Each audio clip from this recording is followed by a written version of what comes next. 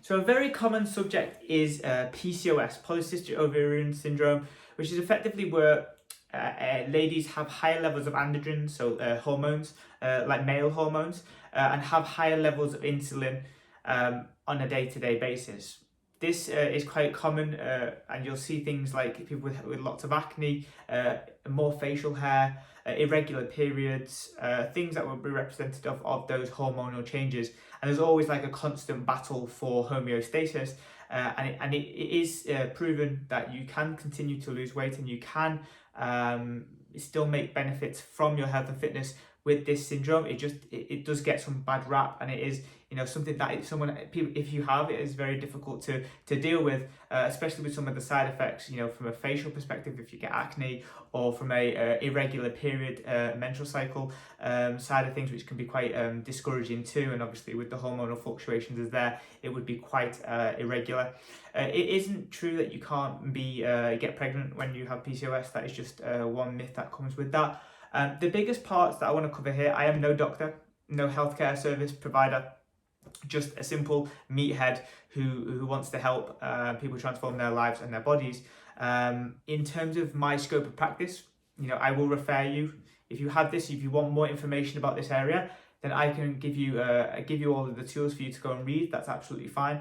But in this video, I'm going to cover what my spectrum is, my boundaries that I can go through, which is effectively how that relates to your health and fitness, how that relates to your fat loss journey and the ability to keep off your body weight in the long term. So effectively, the reason why people with PCOS really struggle to lose weight is effectively because of the androgens, because of those symptoms that come with PCOS. It makes your basal metabolic rate much lower than someone else. So how many calories you burn on a day-to-day basis really decreases. So as you can see, with the large amount of information that you have right now from the education portal, you will know that calories are king, and therefore if you have less burning on a day-to-day basis, you'll get less results. So you will find that with females who have PCOS, especially if you're like 5'5" or under, your calories are going to be significantly low for you to get significant body changes or want to get changes over the long term. So you will commonly see, if you have PCOS or you've heard it with people with PCOS, they're like, I tried everything, I go in 800 calories, I go in 600 calories, I fast and I still don't lose much weight. It's just very, very difficult for me to do that. And it is. And the strategies that you utilize for PCOS will be different to those that you utilize for when you're just a normal female or just a guy trying to lose weight. So for those that have PCOS, those that have that lower basal metabolic rate, you will want to look at how you're having your food intake on a day-to-day basis. You will need to be more strategic because you have less room for error. You go over and have a Domino's or go over by 3,000 calories, you will see those ramifications on fat gain much quicker than someone else that doesn't have PCOS and having a lower BMR. The things that you'll have to do with me by beating around the bush: lower calories, more exercise if you are wanting to get those results. Now, a big part of this is understanding the level playing field that you're playing with. You aren't playing on a level playing field. You aren't playing as the next person. You can't compare yourself to someone else. You have to go off what you're doing and how much you're willing to commit to that lower calories, lower or higher exercise commitment, which will come through having to make some serious lifestyle changes.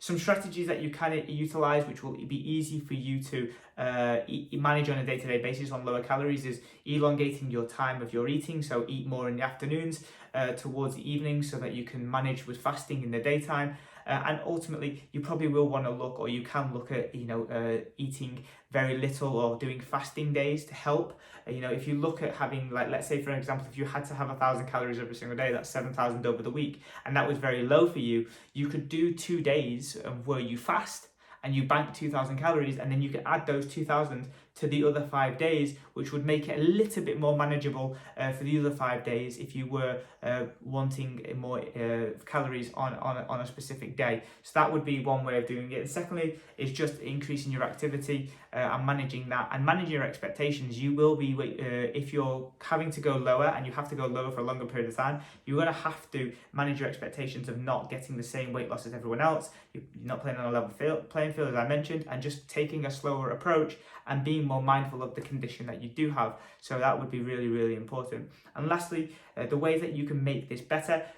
One large part of PCOS is that you have higher levels of insulin resistance, which means that your the glycogen that you eat and utilize is not really receptive into the cell and isn't really effective. So you'll have higher levels of blood glucose, which isn't ideal.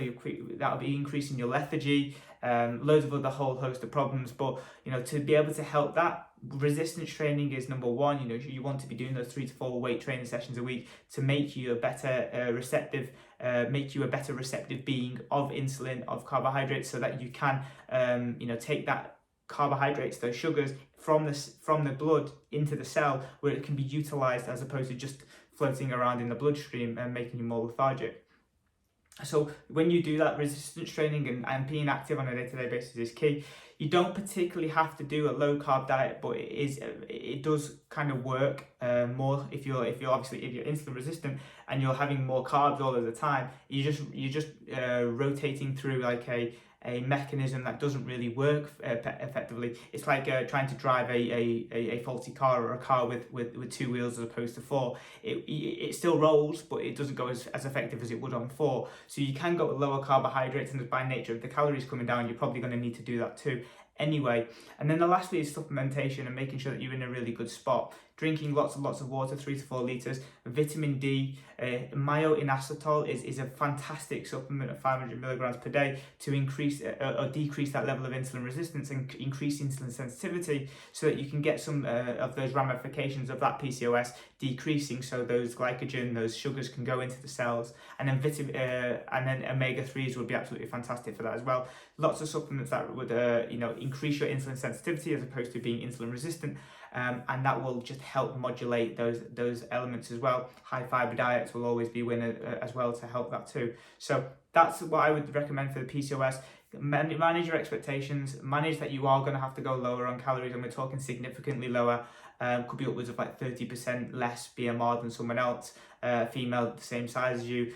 And just manage that. The fact is that if you've got this, then you have to manage it, and you have to be understanding of that. This is something that will stay with you. You can manage the symptoms, you can get better. Lowering your body fat, increasing your activity are all ways that PCOS can be managed. So it is just a case of knowing thyself and getting to know thyself over this process.